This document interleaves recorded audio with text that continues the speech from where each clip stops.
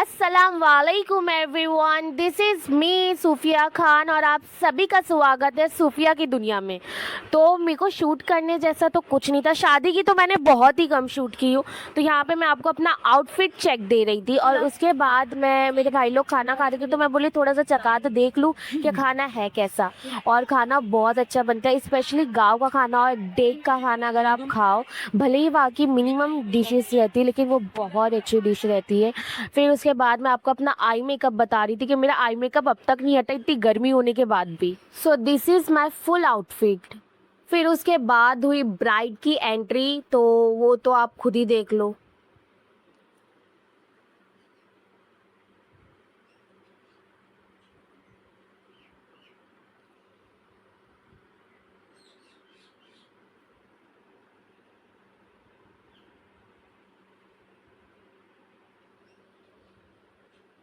और इतनी गर्मी थी ना, इतना तो हम लोग ने खाना नहीं खाया जितना हम लोग ने कोल्ड ड्रिंक पिए, गोला खाए और नींबू पानी पिए।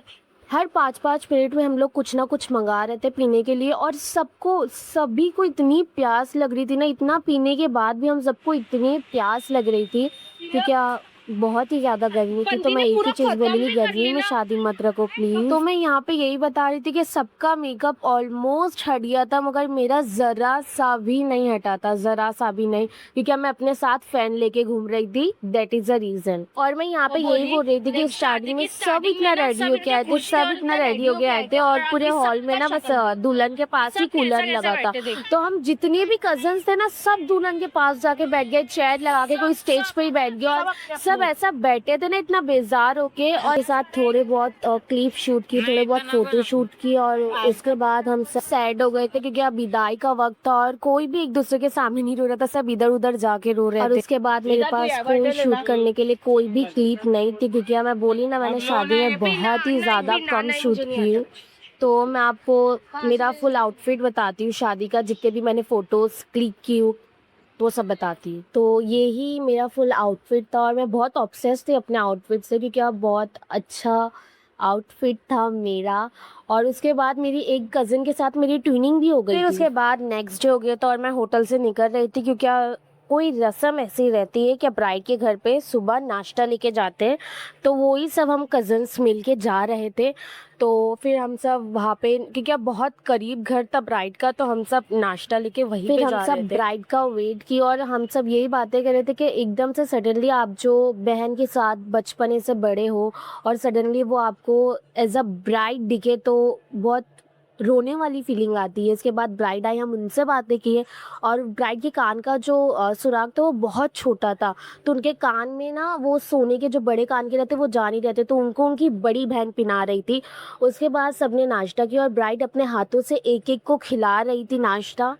फिर हम सब रिटर्न वहाँ पे गए जहाँ पे शादी थी, वहाँ पे दोपहर का खाना था, तो हम सब ने खाना खाए, फिर बाहर आके थोड़ा बहुत इंजॉय किए।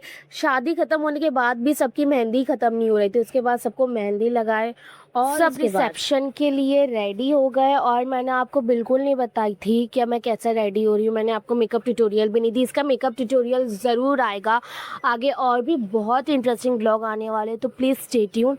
और फिर मैं आपको रिटर्न अपना आउटफिट चेक दे रही थी, क्योंकि मैं ये लुक से भी बहुत ज़्यादा ऑब्सेस्ड थी, मेरा बहुत अच्छा लुक मैं और मेरी बहन यही डिस्कशन कर रहे थे कि चलो यहाँ पे तो कुछ अच्छा है नहीं, बाहर जाके फ़ोटो खींचते, तो हम सब बाहर आ गए थे फ़ोटो खींचने के लिए।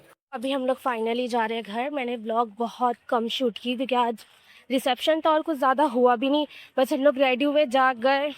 और बाकी की जो बात है वो मैं घर जाके ऑफ कोर्स बहुत थक गए, बहुत ज़्यादा, इतना हैवी रेडी होके, दिस इज़ टू मच। बहुत ज़्यादा रेडी हुए थे हम लोग, लेकिन ये आई गेस यही करो।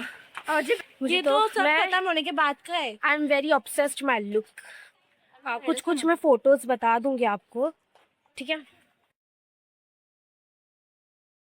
और मुझे वहीं पे ना रिसेप्शन में 2 लड़कियाँ मिली थी, शायद वहीं पे वो काम कर रही थी। तो एक ना अपना फेस कवर्ड कर रही थी और एक बोल रही थी मुझे भी व्लॉग में लो, मैं मेरी मम्मी को बताऊँगी कि मैं तुम्हारे व्लॉग में आई हूँ। तो मैं बोली मैं अभी नहीं पोस्ट करूँगी।